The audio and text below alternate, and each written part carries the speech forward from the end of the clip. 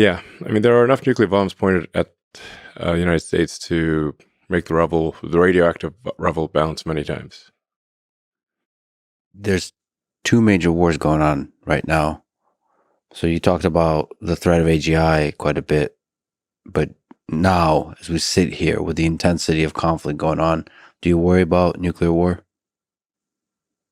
I think we shouldn't discount the possibility of nuclear war. It is a civilizational threat.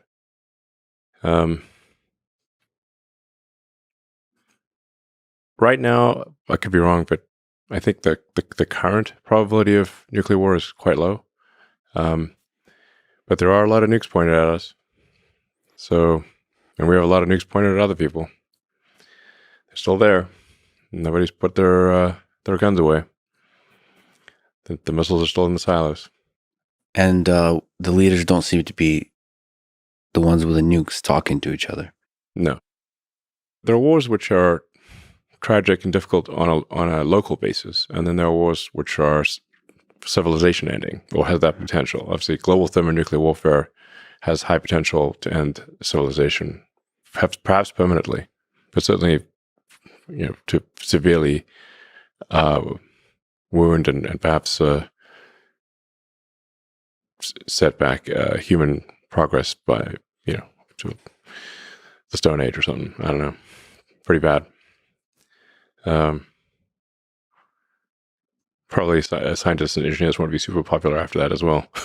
They're like, you got us into this mess. Mm-hmm. Mm-hmm. So generally, I think we obviously want to prioritize civilizational risks over things that are painful and tragic on a local level, but not civilizational. How do you hope the war in Ukraine comes to an end? And what's the path, once again, to minimizing human suffering there? Well, I think that what is likely to happen, which is really pretty much the way it is that something very close to the current lines will be how a ceasefire or truce happens. But you just have a situation right now where whoever goes on the offensive will suffer casualties at several times the rate of whoever's on the defense. Because you've got defense in depth, you've got minefields, trenches, anti-tank defenses. Nobody has air superiority because the anti-aircraft missiles are really far better than the aircraft. Like, there are far more of them. And so neither side has air superiority. Tanks are basically death traps, just slow moving, and they're not immune to anti-tank weapons. Mm-hmm. So you really just have long range artillery and infantry trenches. It's World War I all over again, with drones. Throwing little drones, some drones there, which makes the long range artillery just that much more accurate and better, and so more efficient at murdering people on both sides. Mm-hmm. Yeah. So it's whoever is. You don't want to be trying to advance from either side, because the probability of dying is incredibly high. So in order to overcome defense in depth trenches and minefields, you really need significant local superiority in numbers. Ideally, combined arms, where you do a fast attack with aircraft, a concentrated number of tanks, and a lot of people. That's the only way you're going to punch through a line. And then you're going to punch through and then not have reinforcements just kick you right out again. I mean, I really recommend people read World War I warfare in detail. It's rough. I mean, the sheer number of people that died there was mind-boggling.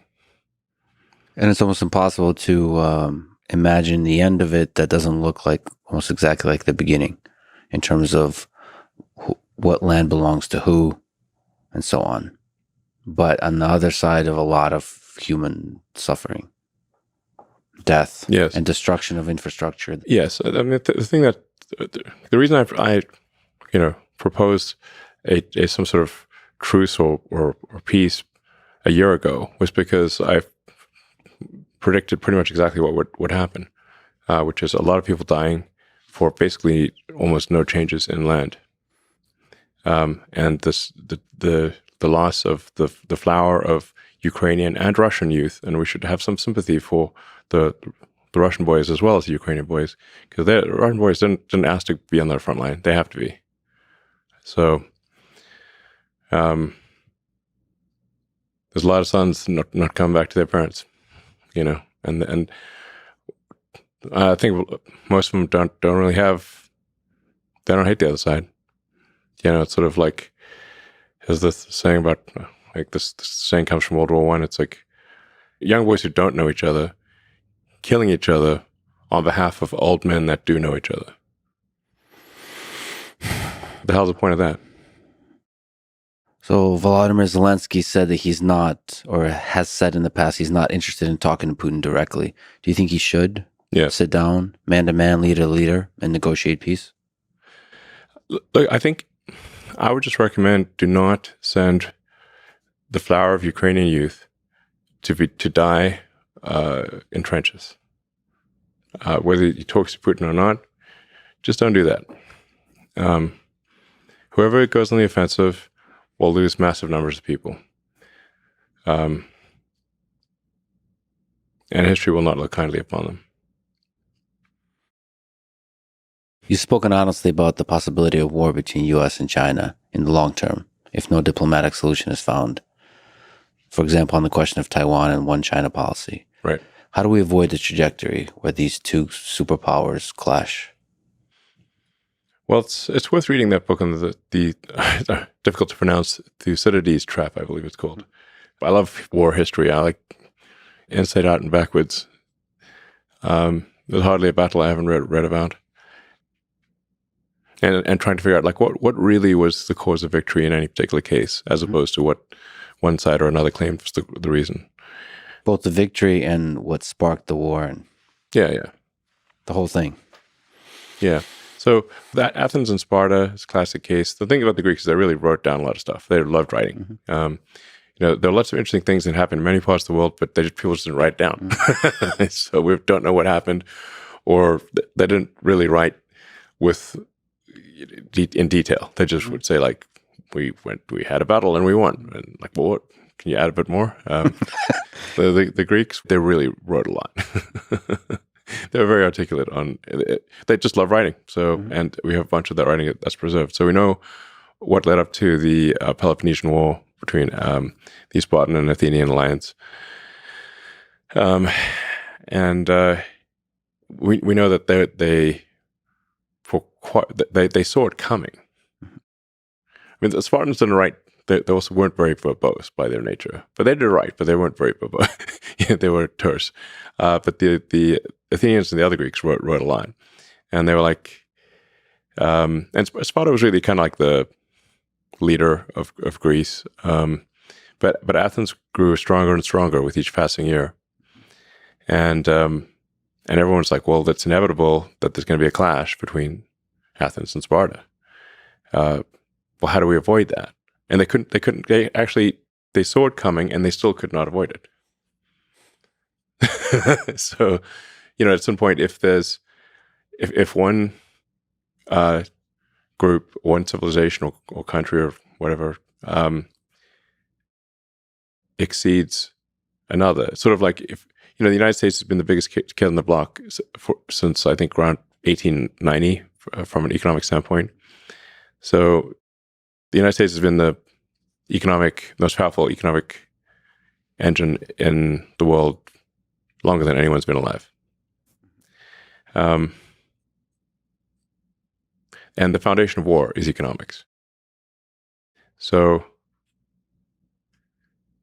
now we have a situation in the case of China where the economy is likely to be 2, perhaps 3 times larger than that of the U.S. So imagine you're the biggest kid on the block for as long as anyone can remember, and suddenly a kid comes along who's twice your size. So we see it coming. Yeah. How is it possible to stop? Is there some let me throw something out there, just intermixing of cultures, understanding. There does seem to be a giant cultural gap in understanding of each other.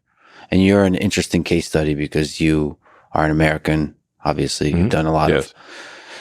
of incredible manufacture here in the United States, but you also work with China. I've spent a lot of time in China and met with the leadership many times. Maybe a good question to ask is, what are some things about China that people don't understand, positive, just in the culture? What's some interesting things that you've learned about the Chinese? Well, the sheer number of really smart, hardworking people in China is incredible. There are really, if you say like how many smart, hardworking people are there in China? There's far more of them there than there are here, I think, in my opinion. And they've got a lot of energy. So, I mean, the architecture in China that's in recent years is far more impressive than the U.S. I mean, the train stations, the buildings, the high-speed rail, everything. It's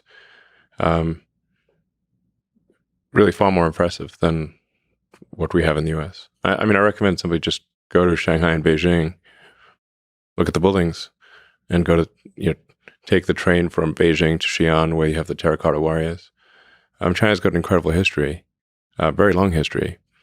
And, I think arguably in terms of the use of language from a written standpoint, sort of one of the oldest, perhaps the oldest written language. And in China, people did write things down. So now China historically has always been, with rare exception, been internally focused. They have not been acquisitive. They've fought each other. There have been many, many civil wars. In the Three Kingdoms War, I believe they lost about 70% of their population. So they've had brutal internal wars, like civil wars that make the U.S. Civil War look small by comparison. So I think it's important to appreciate that China is not monolithic. We sort of think of like China as this sort of one entity of one mind, and this is definitely not the case. From what I've seen, and I think most people who understand China would agree, that people in China think about China 10 times more than they think about anything outside of China. So it's like 90% of their consideration is internal. Well, isn't that a really positive thing?